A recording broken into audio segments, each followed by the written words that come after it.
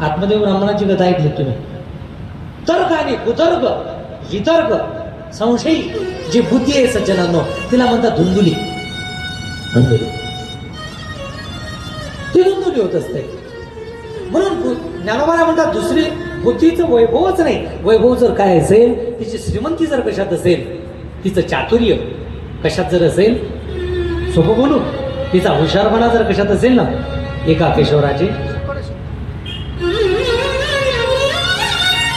एखाद्याची बुद्धी एखादी वस्तू मिळवत असेल, एखादा पदार्थ मिळवत असेल, श्रीमंती मिळवत असेल, फार चतुर आहे समजू नका. कारण चतुराचा शिरोमणी भगवंत आहे.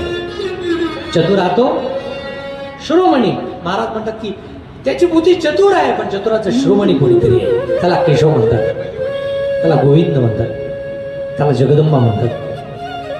म्हणून आपलंसं करायचं असेल बुद्धीने तो कोणाला करा?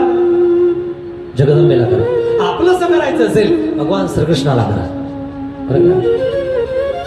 गोपिकांचा एकच विषय आहे. गोपी म्हणजे कोण? गोपी म्हणजे कोण? जगदंबीची आराधिका म्हणजे कोण? आराधना करणारी. तिचं नाव काय? तिचं नाव आहे बुद्धी.